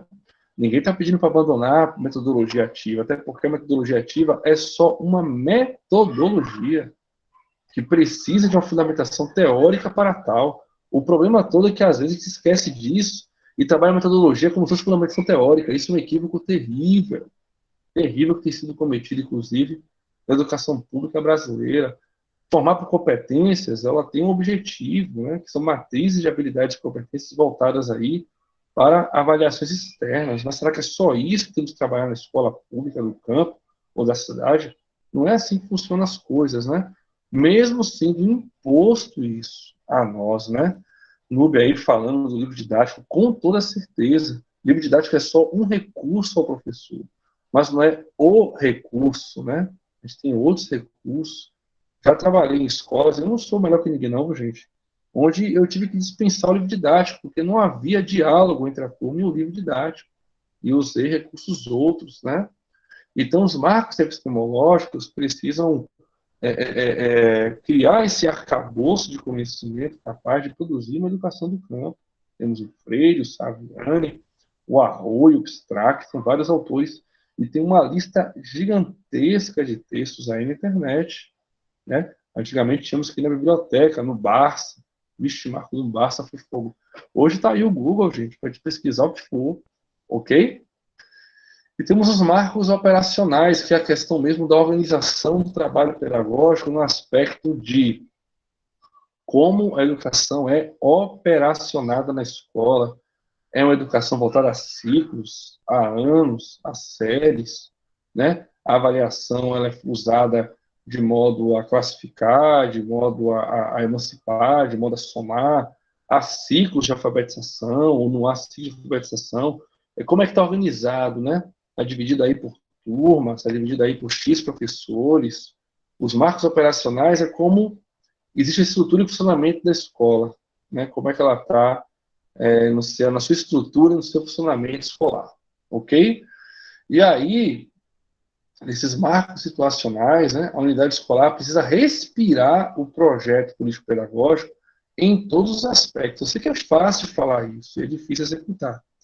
Muitas vezes, até a escola que eu trabalho tem dificuldade enorme em executar o projeto político-pedagógico, mas ainda assim, o errado somos nós, que o projeto está aí como um recurso ao nosso trabalho, e se ele for muito bem trabalhado e pensado, ele com certeza vai dar bons frutos ao nosso trabalho pedagógico, ok? Avançando, por favor, professora Jaqueline. E aí nunca é demais lembrar que um projeto leva a projetar algo, né? E aí nós estamos aí diante de dois projetos distintos. É um projeto de escola rural e um projeto de escola do campo, que durante muitos anos, inclusive, achava que era a mesma coisa, quando não é, são projetos diferentes. Um atende à classe hegemônica, que é a educação rural, que atende às pedagogias liberais, atende ao latifúndio, atende ao agronegócio, atende ao modelo de educação voltado ao sujeito rural, que é um modelo de educação fadado ao fracasso e exclusão dos sujeitos. O outro é o modelo de educação do campo, que é voltado a outros aspectos da sociedade, que envolve aí a agricultura familiar camponesa, a agroecologia, a defesa de processos econômicos que sejam menos letais à natureza. Não estamos dizendo que temos que pegar o agronegócio e tacar fogo em tudo, não é isso. Mas conviver com o agronegócio precisa ter uma zona de tensão e mostrar que as coisas não são bem por aí, né? Não é chegar ao agronegócio e acabar com tudo, com transgênico, acabando com água. Tivemos aí recentemente uma crise hídrica gigantesca, inclusive aí na região de Barra da Estiva, de Mucugê, na Chapada Diamantina. A população precisa saber o que está acontecendo. E essas coisas aí envolvem a educação do campo, tá bom? Então, qual é a estrutura dos diferentes projetos? Temos aí, por um lado, a escola rural, que é uma educação como controle e adaptação social, tá certo? Já falamos sobre isso. fundamentações pedagógicas que estão voltadas a formar por competências, formar para adaptar sujeitos ao meio, adaptar sujeito à realidade. Inclusive, tem um discurso aí muito bacana, já de 99, 2000, era formar para o século XXI, né? O século XXI, que era o tempo da informação e do trabalho. Tomar cuidado com esse discurso, porque está adaptando os sujeitos ao meio. E, por outro lado, está ali com a coisinha, ó, é esse que é o certo. A educação como direito subjetivo, né? Não é uma questão voltada à adaptação e ao controle, né? A educação está aí voltada a múltiplos direitos de formação humana. A escola rural fomenta a migração do campo, ou seja, os sujeitos eles não ficam nessa estrutura, não se sustentam nessa estrutura de exclusão da escola, de exclusão de médicos, de exclusão de infraestrutura, de exclusão de direitos, e ele tende a migrar para a cidade, porque lá é a ótica do local ideal, né? O campo é um lugar de atraso, o campo é um lugar do cabaréu, enquanto a cidade é um lugar moderno, e aí a mídia endossa isso, a novela endossa isso, os filmes endossam isso, né? E quem está no campo não se reconhece como sujeito, perde sua identidade e vai para a cidade para gerar aquele ciclo que já conversamos, que é o ciclo econômico voltado a um sujeito que sai do campo, vai para a cidade, muitas vezes sem educação e sem trabalho, vira a mão de obra barata, deixa a terra para trás, ele vende essa terra a um preço de banana, e quem tem dinheiro compra essa terra e forra mais terras, né? Um grande latifúndio. E aquele sujeito que estava no campo vai depender de mão de obra barata para sobreviver, enchendo, inclusive, a cidade, formando periferias, violência social, etc. Então, essa é uma estrutura que o Brasil conhece muito bem, mas é pouco revelada a origem desse processo, e muitas vezes a origem está na escola, tá bom? E aí a escola do campo pensa na educação do campo como um lugar de desenvolvimento social. Existem alternativas inúmeras para que isso aconteça, né? Aí no município de Itaité, por exemplo, quem visita as agrovilas no povoado do Baixão se encanta com o potencial econômico que aquele local tem, tudo partindo da agricultura familiar e de processos agroecológicos, né? Processos agroecológicos. Mandando um abraço, inclusive, para Jaelson, o professor Jaelson, que trabalha e representa o Baixão do município de Itaité. Um abraço também ao assentamento das mulheres do Roseli Nunes, em Itaité. Ok? Se na escola rural temos aí um currículo urbanocêntrico, já falamos sobre isso, né? O que presta é urbano, o livro vai para a cidade, o que sobrava para o campo, né? Tudo é cidade, tudo é uma estrutura voltada a favorecer uma única visão de mundo, que é a visão urbanocêntrica. A escola do campo, ela não é campocêntrica, não, como alguns defendem. Ah, se a cidade não presta, o que presta é o campo. Espera lá, gente, a gente não pode devolver com a mesma moeda. Não é assim que funciona. Se existe um currículo urbanocêntrico, não podemos cometer o erro de cair no currículo campocêntrico. Na verdade, a coisa é muito mais complexa. É um currículo integral, campo-cidade, levando em consideração os valores do campo, o conhecimento do campo, levando em consideração toda a cultura que existe no campo, os modos de produção, identidade camponesa, mas sem perder de vista a totalidade do processo, é campo-cidade. Se for campocêntrico, limitaremos o conhecimento só àquela realidade e não se emancipa sujeitos dessa forma. Ok? Escola rural busca homogeneizar a cultura, né? Derruba-se aí a cultura popular camponesa, derruba-se aí outros modelos de cultura e temos a cultura homogênea. Eu acho interessante que isso acontece nas cidades pequenas de uma forma muito rápida. Você vai hoje em dia no campo dessas cidades pequenas, inclusive Jaguaquara é uma delas, ou aqui mesmo Cravolândia, e já é um campo bastante transformado, parece que estamos na cidade, né? Existe uma cultura de massa muito grande, onde as pessoas escutam, se vestem, as pessoas vivem como se estivessem na cidade grande. Muito fruto da internet, da televisão, etc. Então a escola precisa prevalecer aí a diversidade cultural, que não vai deixar de lado a cultura urbana, mas temos que enfatizar e levar em consideração a cultura de um modo geral, inclusive a cultura popular, né? Temos aí uma cultura riquíssima que tem sido perdida. Inclusive, fruto disso é o São João, onde cada vez mais menos toca forró e só toca. Para tocar funk no São João é um sacrilégio, pelo amor de Deus. Nada contra aí quem gosta de funk, mas não é assim que funcionam as coisas, não, gente, pelo amor de Deus. Então, a diversidade cultural é muito importante.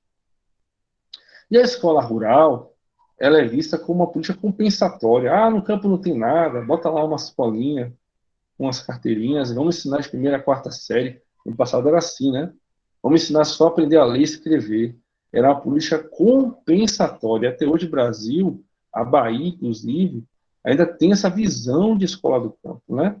Não só a escola do campo, como também as escolas da periferia, as escolas aí dos centros urbanos que são excluídas, né? Ah, naquela escola ali da favela tem que botar qualquer escola séria. Não é assim que funciona, né? Escola, educação é efetivação de direitos. E constitucionalmente todos têm direitos iguais, independente de morar no campo, ou na periferia, ou na metrópole, ok? Então, construir um projeto político-pedagógico da educação do campo, para a educação do campo, precisa prever esses aspectos das escolas do campo que estão aqui colocados, diferenciando os projetos, ok? Avança, por favor, já aqui. Pronto, indo para os encaminhamentos finais, gente. Indo para os encaminhamentos finais. Então, temos aí o PPP e Educação do Campo, né? Aí tem uma frase que eu gosto muito, que é da Roseli Caldarte. Tem até o texto que coloquei aí no grupo do WhatsApp, né?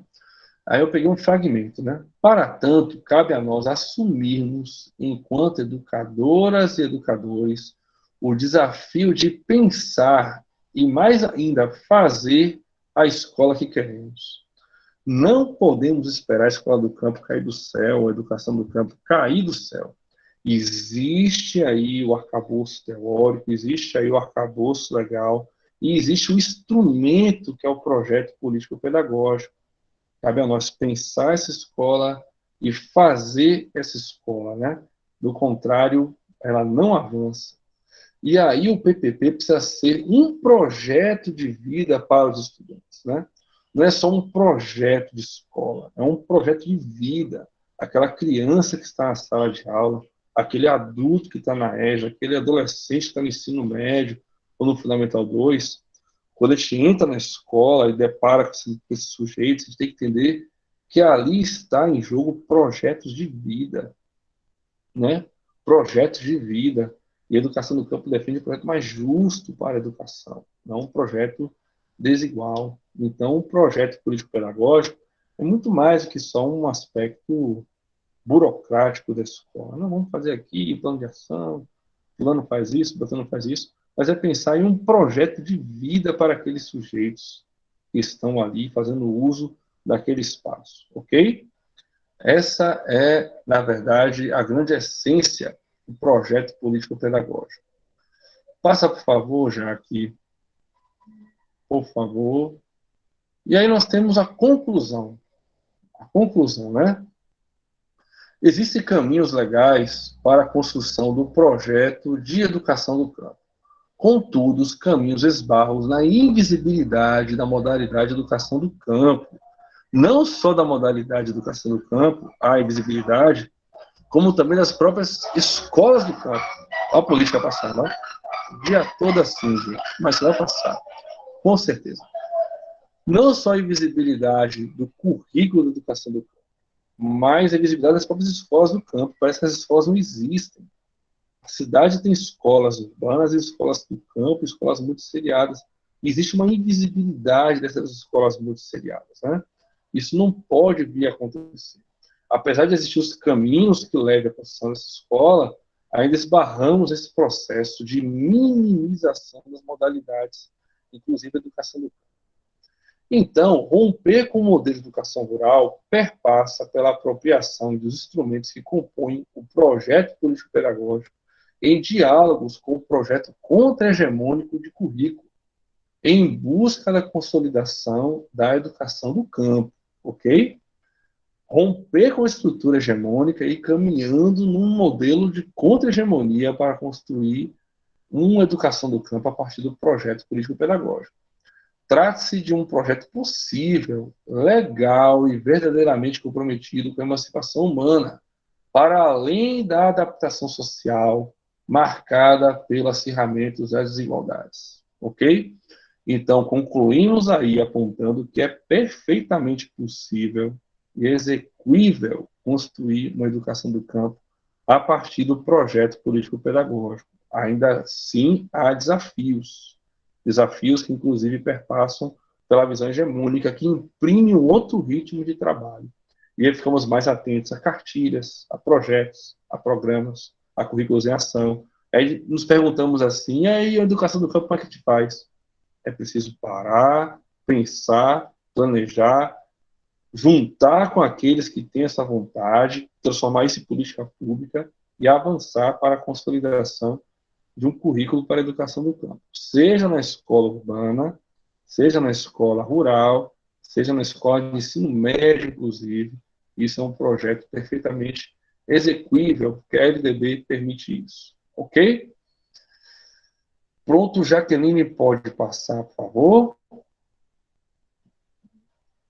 Com isso, pessoal, com isso eu encerro essa formação de hoje, esse tema número 5, bem como, né, o ciclo dos 5 encontros, com essa imagem, que é uma imagem que ilustra aí o movimento por uma educação do campo.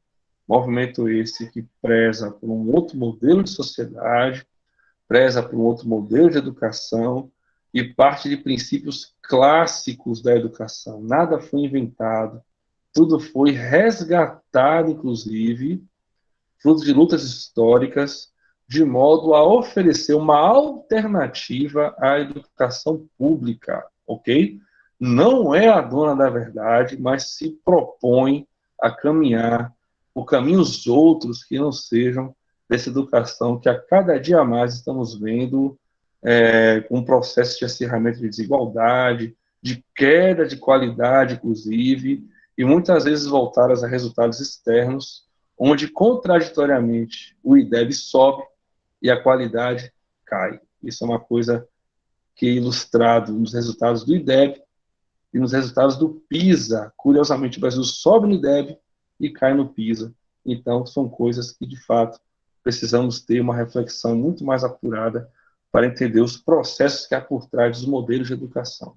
E com isso nós estamos aí apresentando a educação no campo como alternativa e pretendemos, inclusive, aí continuar com os estudos sobre isso no espaço do WhatsApp e outros espaços que a gente pode aí estar propondo e promovendo esse processo, ok?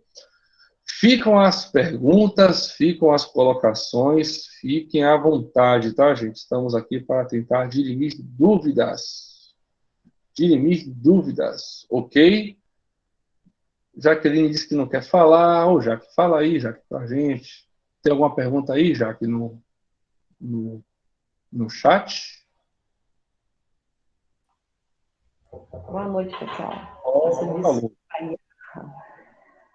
A ausência em alguns processos hoje por conta de uma alergia terrível que eu estou hoje aqui enfrentando à base de medicação.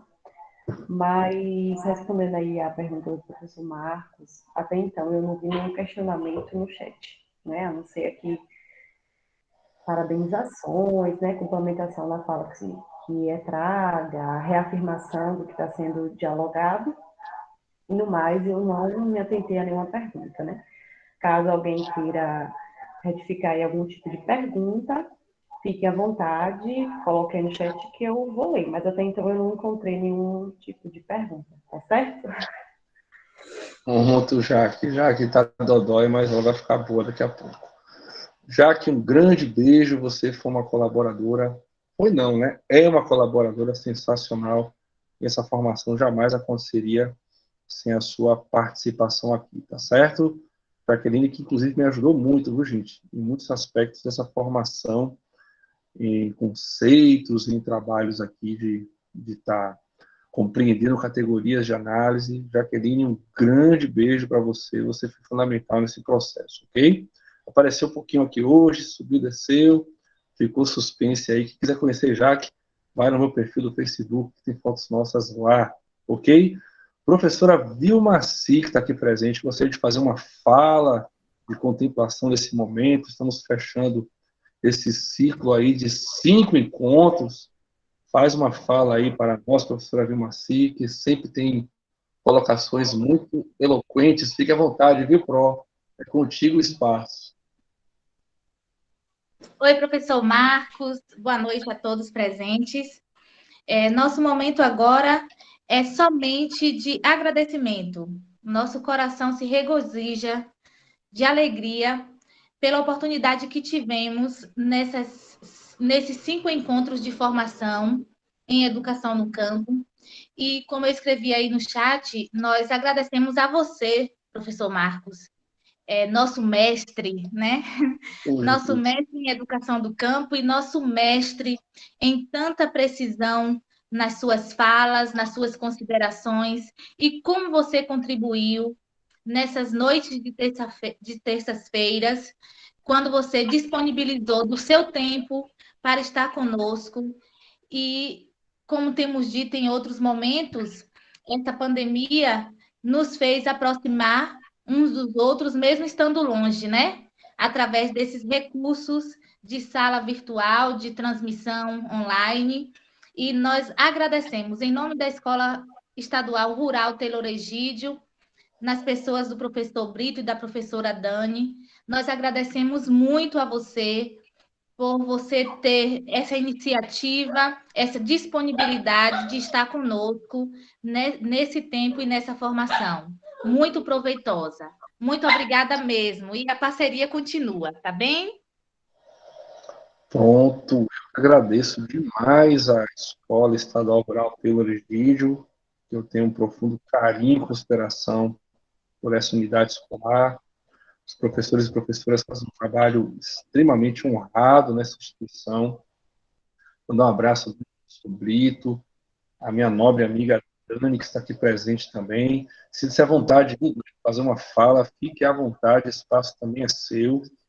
E na oportunidade também agradeço demais o Virgílio Pereira de Almeida, de Jabaquara, inclusive uma escola que se pode fazer também um trabalho no campo, nos seus anexos, e ao Colégio José Américo Araújo, 2 anexos também, no povoado de Colônia, no povoado do Rumo, no município de Itaitê. Professores e professoras têm um trabalho árduo nessa execução desses trabalhos. Então, para nós, aqui, na verdade, é um sentimento de gratidão também pela aprendizagem, por participar, a gente faz isso com muito agrado.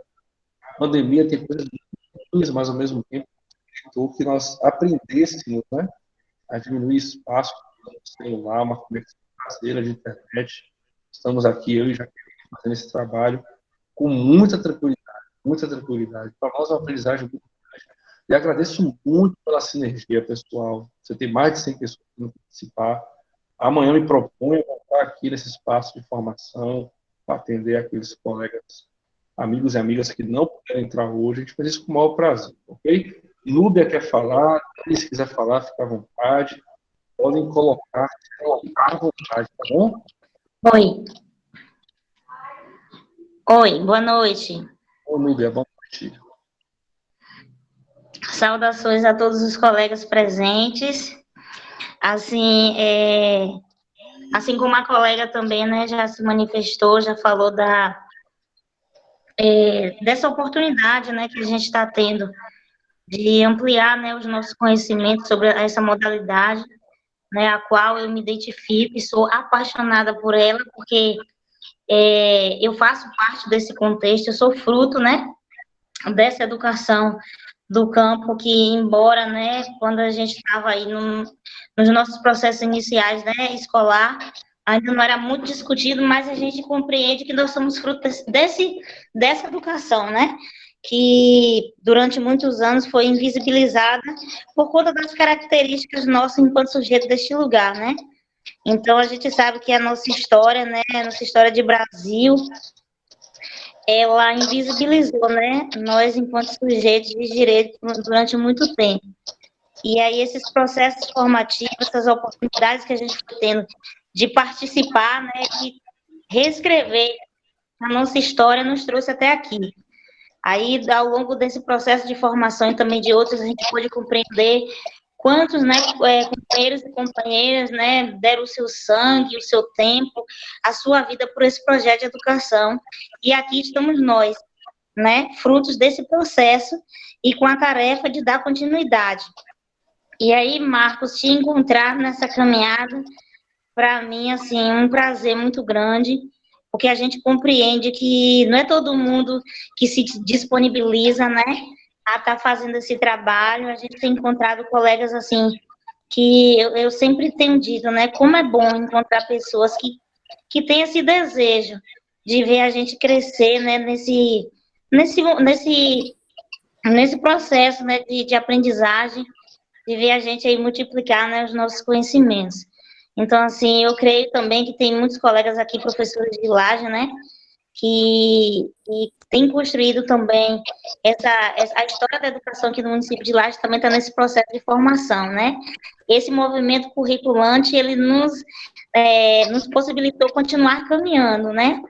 Então, assim, gratidão, né, pela oportunidade. Toda vez que eu participo de momentos como esse, acende aquela luzinha, né? A lâmpadazinha, uma ideia, né? Então, vai surgindo novas ideias.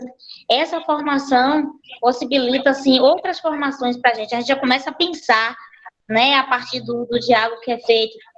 Nesses momentos, a gente já começa a escrever algumas coisas, aí a gente já vai para o PV, né, um dos outros, e a gente vai seguindo, né? Então, assim, em nome, né, daqui do nosso município, né, a gente agradece imensamente, Marcos, por essa oportunidade, pela tua disponibilidade. A gente vai continuar conversando, porque a gente necessita, né, continuar conversando. Então, assim, muito obrigada, né, em nome de toda a turma aqui de Laje, e os colegas estão aí também, né, quiserem também se colocar, a gente, né, o espaço está aí aberto, mas desde já, em nome de todos os colegas, em nome da educação do município de Laje, nós te agradecemos por essa oportunidade de ampliar, né, os nossos conhecimentos sobre a nossa modalidade e ver que vale a pena, né, a gente continuar sonhando, e que a gente não está sonhando sozinho. A gente tem encontrado muitas pessoas que têm aí sonhado junto com a gente, e mesmo diante dessa pandemia, de várias dificuldades que a gente encontra nessa caminhada, a gente continua sonhando. Cada dia mais a gente encontra mais pessoas que têm alimentado esse sonho e têm sonhado junto com a gente. Então, são essas minhas palavras, gratidão, que Deus continue iluminando a tua mente, né, que Ele continue derramando sobre você sabedoria, para que você continue aí, viu, nos ajudando nesse processo. É muito bom a gente saber que a gente não está só. É muito bom a gente saber que a gente pode dizer assim, Marcos, me ajuda aí. Na semana passada mesmo você foi, né? Me ajuda aí, você tentar o material, né? Ajuda a gente aí em alguma situação. E a gente, né, se sente assim à vontade em pedir ajuda, em dizer que a gente precisa, né, precisa contar, né, uns com os outros, e que a gente não está sozinho. Então, gratidão, viu? Que Deus continue te abençoando. A Pró Jaqueline aí também, né? E outros colegas também que estão aí contribuindo diretamente com esse processo de formação. Nós nunca mais seremos os mesmos. E é tão bom a gente sair com esse sentimento de que a gente não é mais o mesmo. A gente aprendeu sempre um pouco mais. E esse pouco mais que faz toda a diferença. Viu? Deus te abençoe. Muito obrigado, Núbia. Você é uma pessoa muito especial, nós nos conhecemos de outras caminhadas, inclusive uma grande militante pelo movimento de educação do campo aqui no Vale de Quiriçá. E aquela história, né, Mimi, a gente dar mesmo as mãos uns aos outros para ir caminhando na contra-hegemonia. Muito obrigado mesmo pelas palavras. Eu e Jaqueline aqui ficamos muito gratos, emocionados com essas colocações, ok? E vamos juntos caminhando. Marcos? Pode falar, Daniela. Está conseguindo me ouvir normal? Perfeitamente. Primeiramente, eu queria desejar boa noite a todos, a você e a Jaque, em especial. Muito obrigada pela parceria. Eu nem sei se isso deveria ser chamado parceria ou sim um presente pela sua disponibilidade em estar fazendo esse curso de formação conosco nesse período de pandemia. Então, assim, em nome de todos da ERT, a gente só tem a agradecer pelo enriquecimento que você proporcionou, principalmente em uma área que, como você mesmo disse, precisa de uma visibilidade maior, ainda é algo muito escondido, é uma luta grande e uma pouca visibilidade. Então, assim, muito obrigada, nós estamos à disposição, já deixando uma deixa para o próximo encontro, fique à vontade, tenha certeza que de nós você sempre terá o nosso sim, vamos juntos, o que for da nossa competência, a gente está disposto a fazer. Aproveito também para mandar um abraço bem carinhoso aos nossos professores que estão presentes aí também participando. E eu acredito que você personifica aquela frase de Paulo Freire, quando diz que a educação ela não transforma o mundo, mas ela muda as pessoas, e são as pessoas que mudam o mundo. E você, com isso, deixou bem claro qual é o seu papel, que você não está aqui só para adquirir conhecimento, mas também passar o que você conhece para a gente e aprender junto conosco. Então, em nome de todos da ERT, muito obrigada por esses 5 encontros. Foi bastante proveitoso e isso deixa na gente o desejo de continuar e de ir adiante. Inclusive, esse encontro tem feito com que muitas ideias surjam na minha cabeça. Pode ter certeza que eu vou lhe procurar, que inclusive já tenho planos e preciso de você, que você fique presente nesses planos que eu tenho. Então, assim, muito obrigada, Jaque, também nos encontros, às vezes escondidinha, assim como a gente, sem querer se manifestar tanto, mas eu te entendo, Jaque, é porque nesse momento a gente só quer ouvir, e as palavras são tão bem colocadas, e o conhecimento que ele traz para a gente é tão bom, que a gente prefere ficar quieta só ouvindo para não interromper. Então, para poder encerrar minha fala, concordo com o que Núbia falou, é gratidão que a gente tem em você ter disponibilizado o seu tempo, as suas 5 noites, fora as noites que você repetia para aquelas pessoas que não podiam estar presentes, sem desejar nada, nada em troca. Então, muito obrigada, conte conosco e estamos à disposição. Muito obrigado, Daniela, muito obrigado mesmo. Daniela, pessoal, é colega, amiga de Jaguaquara, inclusive, os tempos de adolescência dela, seu irmão Diogo, manda um forte abraço para ele, e fico muito feliz nesse reencontro nas caminhadas, né, que a gente possa estar, de fato, trocando essas informações, trocando esse conhecimento e participando agora de uma maneira institucional, né, esses processos de vida. Fico muito feliz pelas palavras, ela muito feliz mesmo, já que está emocionada, e tenho certeza que nós iremos caminhar juntos. Pode contar conosco aqui nesses processos. A gente faz o pessoal, a gente também tem correria, a gente também tem falta de tempo, mas quando se fala assim da educação do campo, a gente pensa muito na questão da militância, né, que eu acho que é uma coisa que a gente precisa estar sempre atento, porque a contra-hegemonia ela não é feita institucionalmente. Boa parte das vezes ela é feita assim como estamos fazendo agora, e fico muito feliz em achar parceria, tanto sua, Daniela, como de Maci, em estender a mão aí para esse processo de formação, ok? Muito obrigado mesmo. Pessoal, eu fico muito feliz, emocionado de ver os elogios, a gente faz o que pode aqui, estamos tentando melhorar cada vez mais. A pobre da Jaque aqui, a pobre da Jaque tem que ouvir na formação, né, Jaque? Ô, Jesus, está morta do meu lado, mas aqui também é uma pessoa sensacional, tem um conhecimento enorme. Inclusive, eu falo com ela, participo da formação como formadora, mas já que tem envolto outros processos aqui, o tempo dela está muito curto, talvez mais curto do que eu ainda. Sobre a certificação, uma coisa que é muito simples, gente. O que nós vamos fazer agora? Eu vou pedir um pouco de paciência dos colegas. Eu falei, estamos envoltos em outras demandas. Nós vamos pegar as frequências e fazer um filtro, coisa simples. E a partir desse filtro das pessoas que participaram, assinaram a frequência, etc., nós vamos emitir um certificado simples, mas vai ser um certificado com grande valor, Eu vou colocar, inclusive, no verso do certificado os temas que foram dialogados para o certificado bonitinho. Eu, Vilmaci e Daniel, vamos dialogar sobre isso. E a gente está estudando uma forma de como emitir esse certificado. Mas fique certo que esse processo vai acontecer nos próximos dias e vou atualizando vocês pelo grupo do WhatsApp, tá bom? Pelo grupo do WhatsApp. Pessoal, o grupo não vai acontecer, a corrente continua e vamos fazer um grupo proativo, compartilhando textos e fiquem à vontade de colaborar, participar, ou se quiserem sair do grupo, vou ficar muito sentido que não queria que ninguém saísse, mas fiquem à vontade. No YouTube, lá no canal do YouTube, vou colocar esse vídeo e outras formações participando, ok? E ficar à vontade lá, podem acessar, tem muita coisa lá que a gente vai fazendo, e vai guardando como pessoal, né?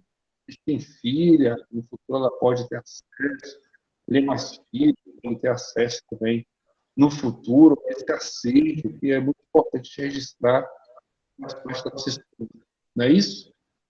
Pessoal, se não tem nenhuma outra colocação, eu vou encerrar a nossa gravação de hoje, mandando aí um forte abraço a todos e todas que estiveram presentes.